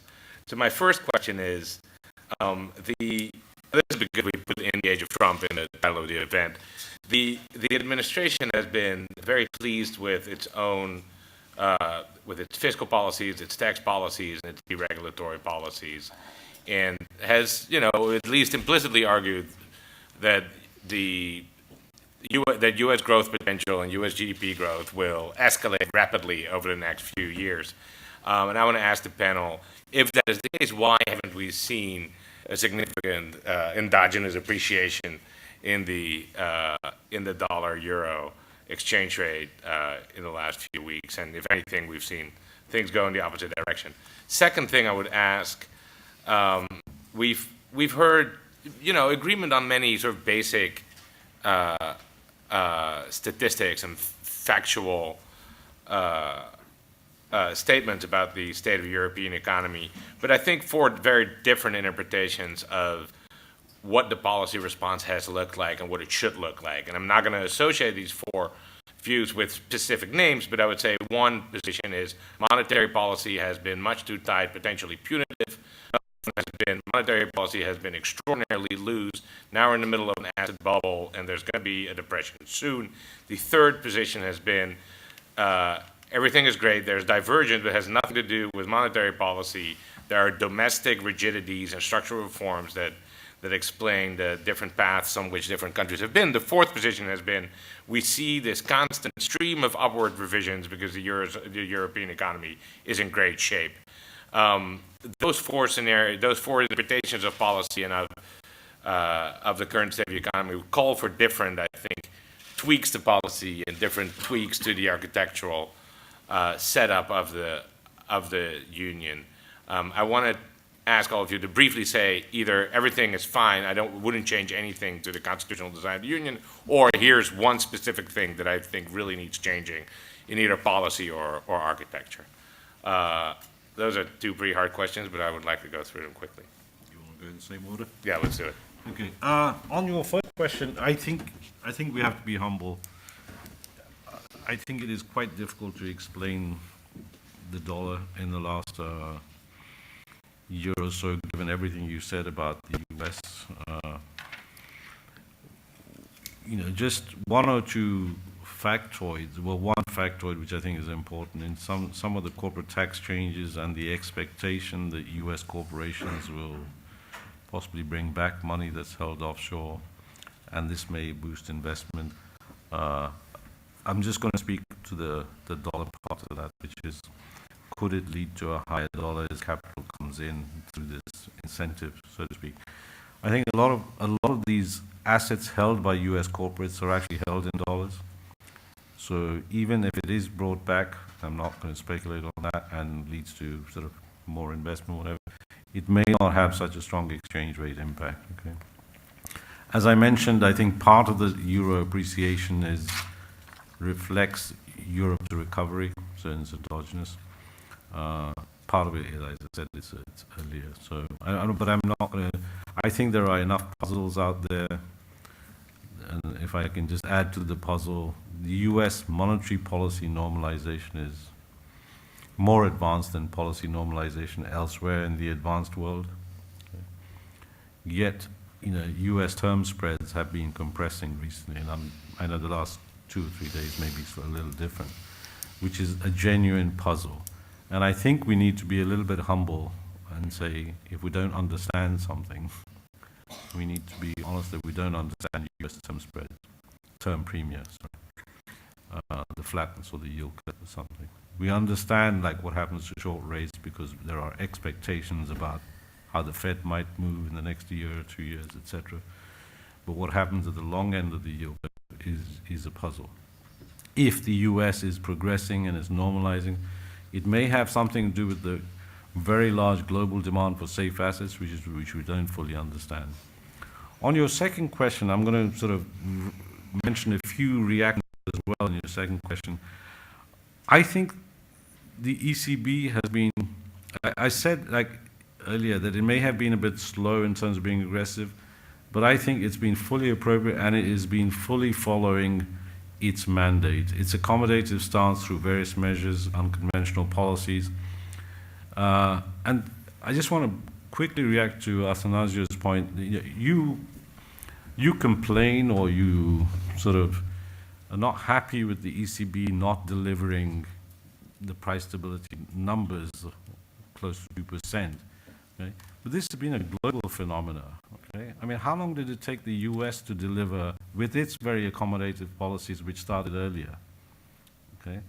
And, there are lots of other differences. You point to Japan. How long has it taken Japan, with very accommodative policies, to deliver its inflation objectives? Okay?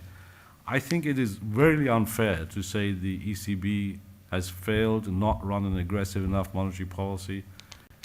Desmond showed us charts of how much its balance sheet has expanded. You have to add to that it's run negative rates, which is pretty unconventional. Okay?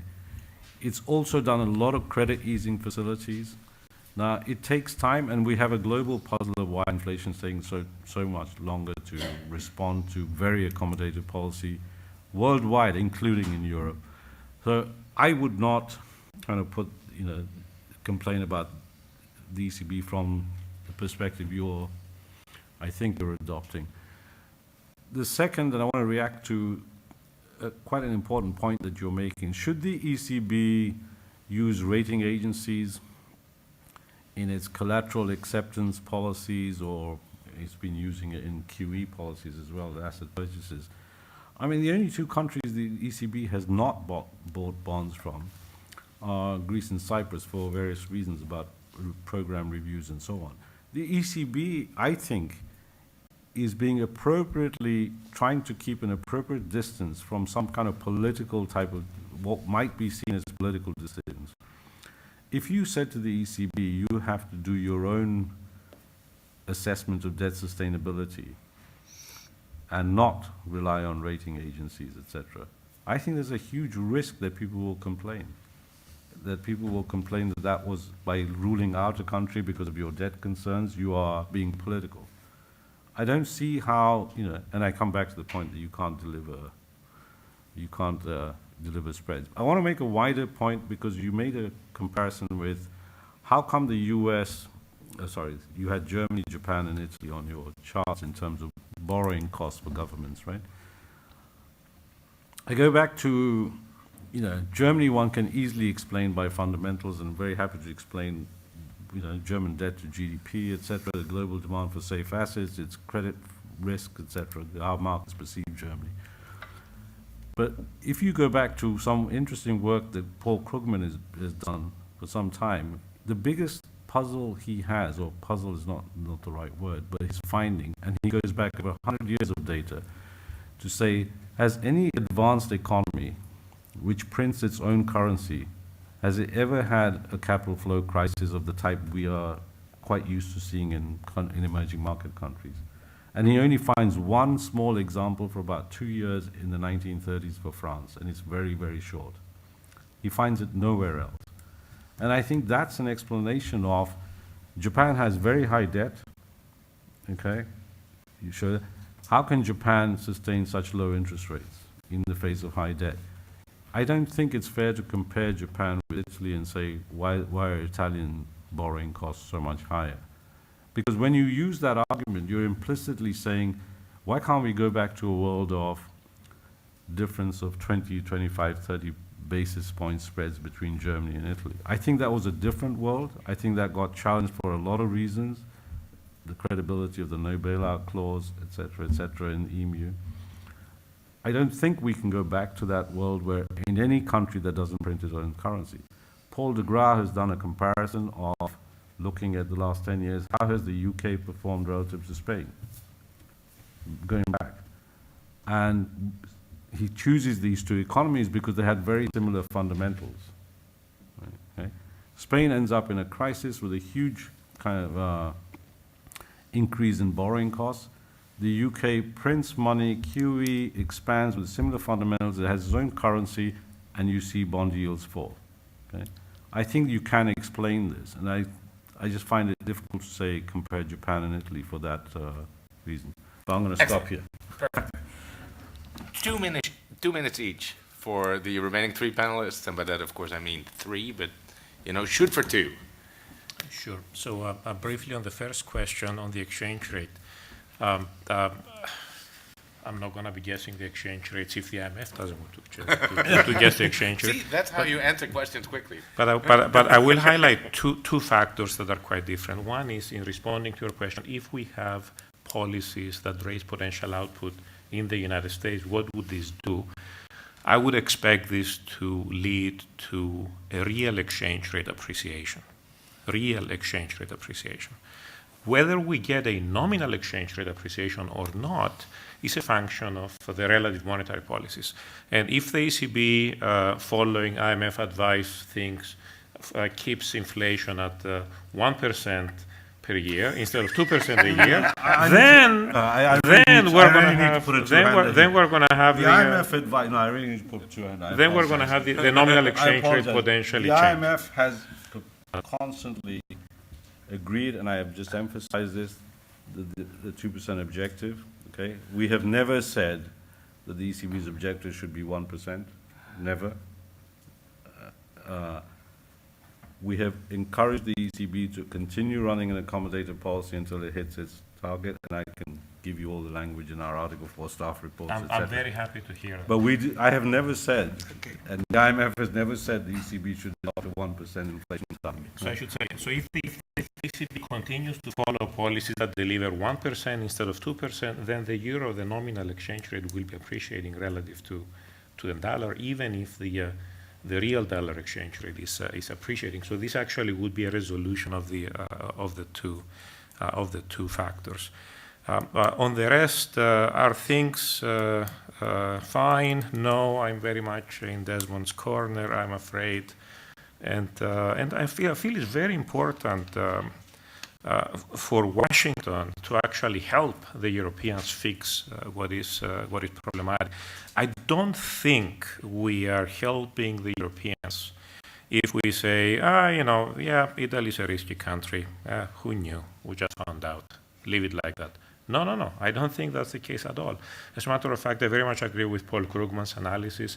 For advanced economies, it's unnecessary to create this credit risk. And I have identified already earlier discretionary decisions of the central bank that are injecting this unnecessary risk. The ECB could have been working differently within its mandate, fully within its mandate, and it has the independence to do this. Now, would it face criticism? Would it face political pressure if it adopted best practice policies? Absolutely it would. And the question is, should I be okay with a central bank that is independent if it doesn't adopt best practice because it's worried about political pressure? Well, that's a question. Very quickly, okay. I'll just buck the question on the exchange rate because of time, but also because I take Mahmoud's invitation to be humble. I'm not going to try to explain short-term gyrations in the exchange rate. Recently, of course, it's had a lot to do with the jawboning on this side of the Atlantic or whatever, or some of the declarations. On the other question, which I focused on one part of the other question, which said one specific change in architecture you'd like. Well, the one specific change I'd like, but that's not going to happen, is that there'd be a lot less intergovernmental approach and much more of a community approach. That's very unlikely to happen. So what's the next thing that I'd really like, and that could happen, or should happen? If I had to pick one, everybody's always saying, we need more structural reforms, and I agree with everybody who says that lack of them has put too much of a weight on monetary policy. 3 years ago, I think, the Eurogroup identified in an informal meeting in Milan one structural reform that should be done. I think it based it on country-specific recommendations at least in 11 of the then they were, I forget the number of euro area members then, but anyway, in 11 of the euro area members, and which was a reduction in the tax wedge. And if you had, and they called it a policy priority, or the main policy priority, but left at that. Now, what they could have done is actually agreed on a collective reduction done more or less at the same time, which I think would have sent a very strong signal. It would have necessitated perhaps some of the flexibility clauses under the Stability Pact. But these things, if done jointly, really symbolic on the one hand, are also much more significant macroeconomically and not impossible to do, but difficult politically. Just on the dollar question, maybe I can tell Stan a story which is apparently true. When Professor Robert Merton of Black-Scholes fame, great professor in finance, came to work at Wall Street, he worked at Solomon Brothers for a while. The traders asked him after 6 months whether they had learned anything, and his answer was that he had learned that markets looked a lot better from the Charles River than they did from the Hudson. So I think that, trying to explain exchange rate movements is a mug's game. But I would say that longer term, I would expect a dollar to be appreciating for one of two reasons. First, I think that the Fed is way behind the curve. They're going to realize that inflation is going to show up in the United States. If the Fed begins raising interest rates, there'll be a difference in policy phase between the central banks, and that should be dollar supportive. The other, of course, is if the bubble bursts, the dollar generally benefits from that, but that is a longer-term kind of proposition. Just on the question of how you tinker, I thought that change in fiscal policy of Germany would be very helpful, but I think that any idea of moving to sounder basis, in terms of moving to a fiscal union, a banking union, you've really got to just look at what's happening politically in Europe, look at what's happening in Germany. It doesn't strike me that with Merkel's star waning, that there's going to be much appetite in Germany for a deeper kind of union. Excellent. Thank you very much. With that, we have some time for questions from the floor. Please wait for a mic. State your name. Questions are shorter than essays, and end your question with a question mark. Let's first go over there.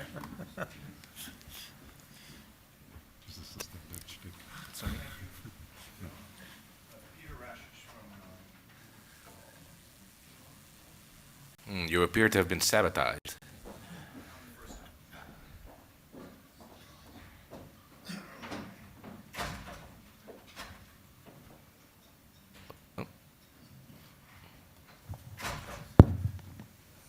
Peter Rashish from AICGS at Johns Hopkins. The counter-account imbalances among the Eurozone countries have been coming down, but they're still there. My question would be whether we should be concerned about the impact of these imbalances on Eurozone stability and growth, and if we should be, to what extent their correction would be amenable to any policies that are available. Yeah. You know, I'm not sure that I'd really be focusing so much on the current account balances, how they might be coming down, how they might not be that imbalance right there, because that's exactly what you'd expect. You know, if a country like Italy manages to decline in GDP, a country like Germany increases, you know, that's how you'd expect the current account to narrow. So I think that you've really got to be looking at it on a cyclically adjusted basis. You know, what would happen if Italy were at more normal levels of potential production? I think that what's a far more important variable to look at is the difference in unit labor costs between the countries. Look at the competitiveness side. You know, that's why I'd be concerned. As if Italy were, for some reason, to recover very quickly, you'd expect the current account deficit to blow out again. I'll just say I completely agree with Desmond. I think the external current account surplus of Germany is high. It is a concern. From that perspective, I would share Desmond's view that Germany has the fiscal space. It needs to use the fiscal space, and in aggregate terms or in headline terms, it needs to reduce its savings investment imbalance. This has been IMF advice for many years about using that fiscal space to raise potential growth to infrastructure investment, and this is because it's not a simple demand management, because, as you say, Germany, with the output gap is closed, unemployment is low, but it still has investment infrastructure needs and so on. And countries also like similar, in Netherlands is in a similar case.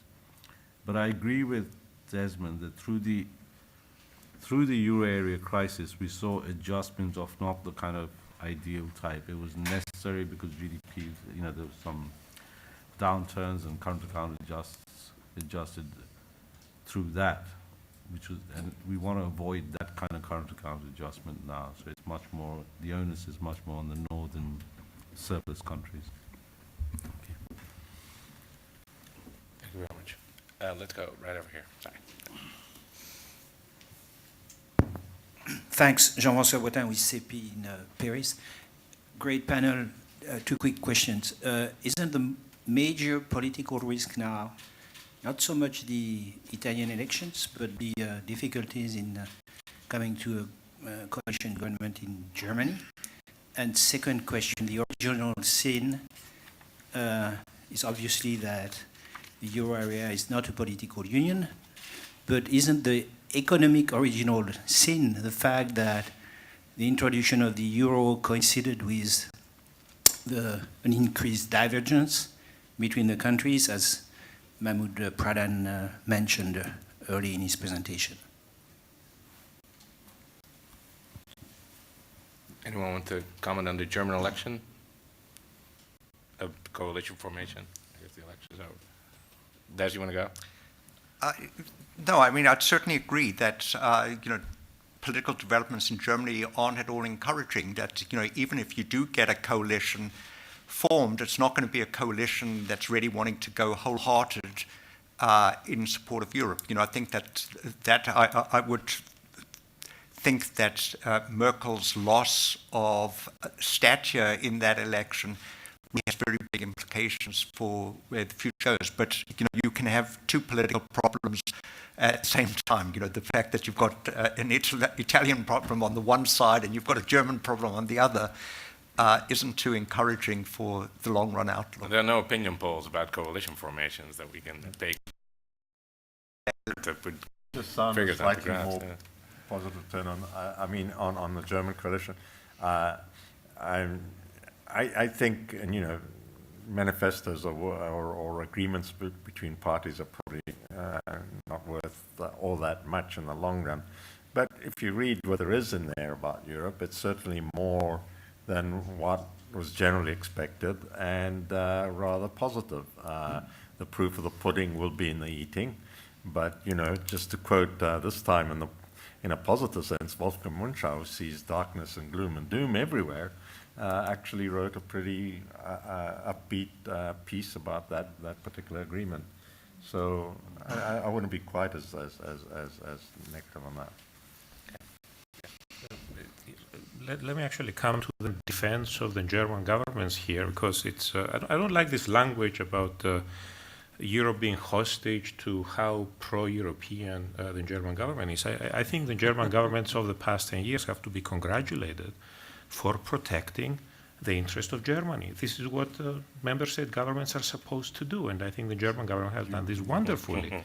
So I don't think the issue is with the German governments of the past 10 years. I think the issue is with European institutions that should have been defending better the interest of the euro area as a whole, and I would argue with other governments. So actually, I'm back to being much more worried about whether the Italian government is going to be as powerful for protecting Italy's interest 5 years from now as the German government has been over the past 10 years. All right, let's go to our last question right here. Wait for the mic. There it is. Thank you so much. Christian Forstner, Hans Seidel Foundation, which is the think tank of the Bavarian CSU, which is not overwhelmingly too European enthusiastic. So, but thank you, Mahmoud, for mentioning the no bailout clause. Thank you, Alessandro, for mentioning the success stories of Ireland, Spain, Portugal, Greece. So this is really a success story. The chapter on Europe in the pre-negotiation agreement is a strong one, and it is chapter 1. So the possible coalition agreement in Germany starts with the first chapter on Europe. So now to the questions. I do not agree, Anastasios, when you say nothing has been done. Just look at what has been institutionalized. European Fund for Strategic Investment, European Semester, European Stability Mechanism, six-pack, two-pack, European Annual Growth Survey, preventive and corrective arms. All these are tools to strengthening the euro area. And then you just claim nothing has been done. I would argue, no, I do not agree. And the second question, just Desmond, when you say about Germany's remember that your second question has to end in a question mark. It has one, This was a question mark as well. So, how would you comment on this, Anastasios? And Desmond, when you talk about Germany's, productivity growth or whatever, it sounds sometimes that you blame Germany for being so strong. So, what would you say could other countries maybe do in the same way to increase their productivity rate? I'm not blaming Germany for having strong productivity. I mean, I would blame Germany for having strong productivity, stronger than those of its neighbors, and getting itself into a currency union where it benefits from the poor performance of the others. And this is a very relevant question for the United States, that President Trump, I think, there are very few things on which I agree with him, but talking about Germany taking advantage of its European membership to become very competitive against the United States, in the sense that if Germany had a Deutschmark, the Deutschmark would be a lot stronger than the euro, and Germany wouldn't have such ease in running a current account surplus, 8.5% of GDP. That is something like we get very worried about China's economic performance, how it's cheating the system, because it's running a current account surplus of 3% of GDP. Germany is running a current account of 8.5% of GDP. So in short, I think it's great that Germany has high productivity performance, but they should have realized that if they've got high current productivity performance and there's a country next door to them, Italy, that for whatever political reasons can't improve its productivity, in an arrangement that is doomed at some stage to fail, or if it doesn't fail, you're going to have very divergent economic performance, and you're going to create all sorts of political difficulties. So the problem wasn't Germany's productivity performance. I wish them well. They should continue to be productive, but they should have their own currency, and they should be out of this union. And the last word, do you want to comment on the, Sure, on the yes. first question? Just very quickly, because I see it's 4 o'clock. I did not say that nothing has been done in Europe. Some things have been done. A lot of words have been added. I mentioned, for example, the addition of deep and fair. So lots of words have been added. Some things are there that are extremely counterproductive. For example, let me give you an example on this one. Let's say we want to stabilize the Italian banking system, the treatment of NPL, the recapitalization. Somewhere during the crisis, we have built a very counterproductive resolution directive that is actually not allowing the Italian government to do exactly the same things that the German government did in 2008 and 9 for fixing the German banking system was in trouble. So some of the things that have actually happened are not positive in that sense. They could be more positive. But the other thing I want to say is that I fully agree with the non-bailout cause and all of these things, and I fully agree with a very important remark you made, the importance of structural reforms. I think all economists would agree that structural reforms in every country can raise potential output and actually help the economy in the long run. However, it matters what the supportive policies of these things are. So, for example, when Germany was doing very nice structural reforms before the crisis, around 2002, 2003, the ECB was running super expansionary monetary policy and then ended up with inflation on average above its mandate. That super expansionary monetary policy actually facilitated the cyclical adjustment that Germany needed at the time.